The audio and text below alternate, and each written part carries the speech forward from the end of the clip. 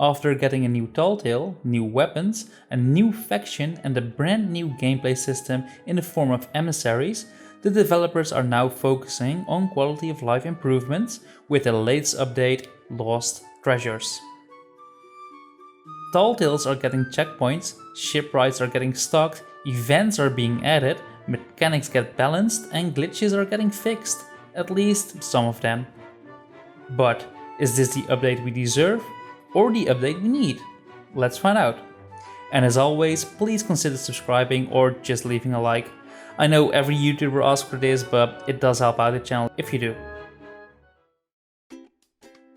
So let's start with what might be the biggest improvement this update has to offer, and I am talking about the addition of checkpoints in Tall Tales. With this addition, pirates shouldn't be that afraid to lose their quest items as much and can spread their Tall Tale across multiple sessions. So, how does this work exactly? Well, it's actually really simple. When you are progressing through a Tall Tale, the game will tell you when you have reached a checkpoint. At that moment, your progress in that Tall Tale is saved. So if you quit your session, you can start where you left. To do so, you simply vote for Tall Tale in the same way you would do for a voyage. It also saves quest items. Relevant items will simply appear on the voyage table. Keep in mind that even though this system saves certain points in the Tall Tale, it doesn't save that specific quest.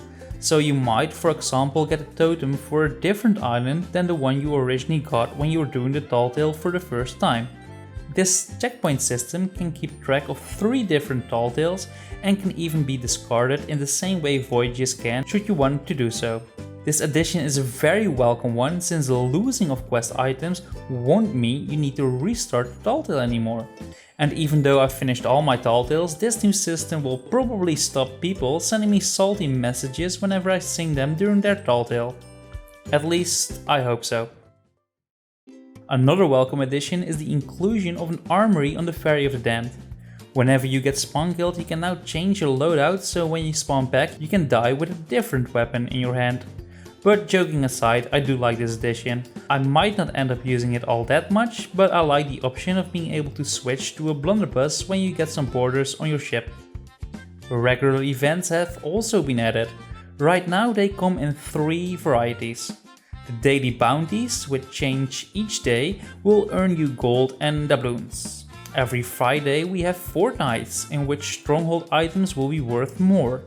And finally we have Gold Rush, where twice a day all items will be boosted for 1 hour. So plan accordingly when you are cashing in your loot. Rare also announced 3 upcoming bigger time-limited events. First up is the Reapers Rewards, which should be live when you are watching this video right now. During this event you will be turning in Reaper's chests and bounties to earn some new emotes. After that we have the Blighted bonus, where you can earn a ship themed after State of Decay, which has one of the most badass figureheads. And finally the Hunter's Hall event will return, but this time you can earn some ancient coins. So yeah, free money, who doesn't like that? I feel like these events and rewards are going to be a mighty fine addition. I'm especially looking forward on doing some forts and getting into some PvP on Fridays. And I do hope we will get even more of these events, be it regular or time limited.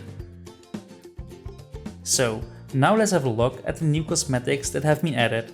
In the black market you will find some aristocrat equipment and some night shine padded clothing. But the biggest additions can be found at the shipwrights.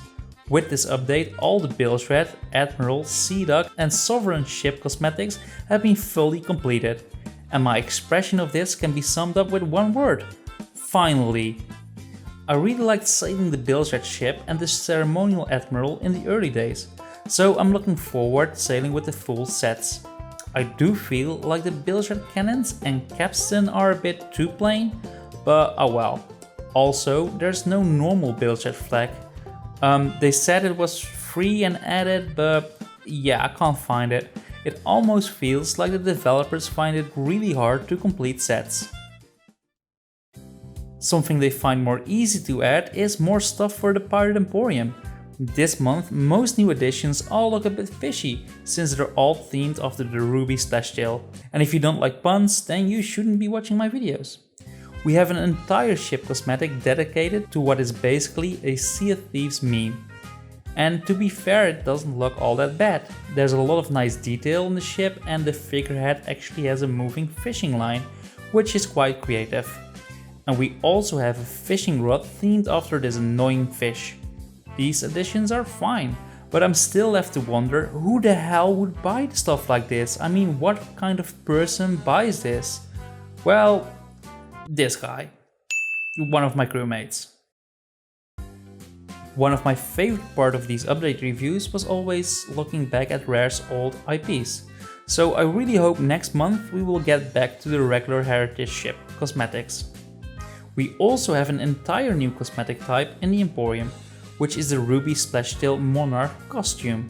This costume, which also changed your pirate, is nicely detailed with shells, barnacles and even a bag of worms on your hip. And of course it's overpriced. But I do hope we will see more of these costumes in the future.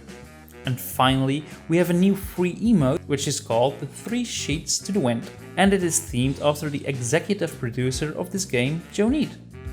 Were I in charge of this game, I would probably add baby hippos, but I guess an emote is fine too. This addition is actually great for us content creators. It's a wonderful emote to use when you don't really have a clip that goes with the stuff you are saying, which I will probably use from time to time. Like right now! Since there are also a lot of other minor additions in this update, like a font size increase, correct icon display, better rendering, pop-up reduction and various bug fixes. Some are really not worth discussing all that much in an update review, but let's quickly go over the most noteworthy ones. Ritual Skull voyages have now been limited to 1 purchase per month. This is probably done to prevent people just farming the Fort of the Damned.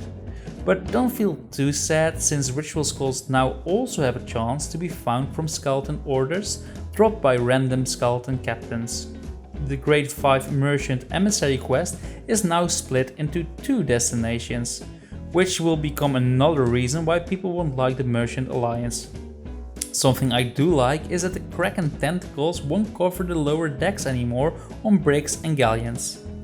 This came up a lot in their forums and I'm glad they listened. Servers should be a bit more stable now, resulting in better hit registration in PvP situations. At least that's what the patch notes told me. I still need to play a bit more to figure out if it is that much better. Mermaids should spawn a bit closer when they do. And in Arena, ships will now start a match with more supplies, which is of course nice. And an addition I don't like is that whenever you are in an alliance with another crew, their names will now turn purple. This way you know exactly who is or is not in your alliance. So no more sneaky infiltrations anymore, which is a real shame and not piratey at all. If you are interested to know all the other patches, I left a link to the patch notes in the description, so check it out if you want to do so. So, is this a good update? Well, the biggest additions are the Telltale checkpoints, the daily/weekly events and the armoury on the ferry. And when you compare this to the Shrouded Spoils update, which was also a quality of life update, this one feels more like a medium-sized patch. For some reason I was expecting more from this update, even though I knew it was going to be a very small one. But I guess I now know how most of my days feel. And if you think I sound unhappy with this update, let me make this clear, I'm not. The last 2 updates have been huge. To be fair, I might have more to say about some of the minor balancing fixes and smaller additions in this update, but I'll save those for the podcast, which will be releasing a bit later this week. Check those out if you haven't already. I always discuss interesting topics together with other Sea of Thieves YouTubers. Overall, I feel like these new quality of life improvements are, well, good improvements. If there was ever a time to release an update like this was the right time to do so. I do feel that adding a new voyage or even a new Athena's run that's not centered around Thieves Haven would have gone a long way to make this update a bit better. But let me know how you guys feel about this in the comments, I am always curious. And if you like these update reviews, please consider subscribing or just leaving a like. You won't miss out on future update reviews, and I actually release other content too that you might find interesting. For now, I would like to thank you for watching this video, and as always, I wish you have a great rest of your day. Take care.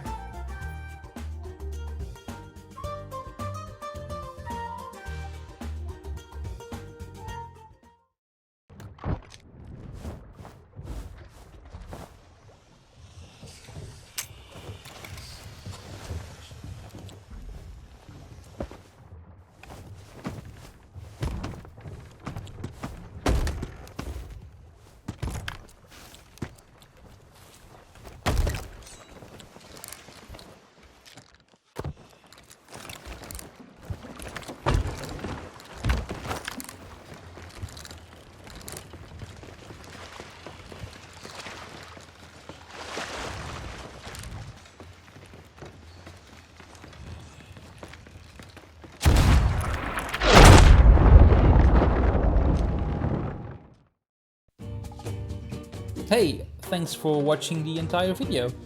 A like or subscribe is very much appreciated. And if you want to see more videos, there's some links right here. So thanks again and take care.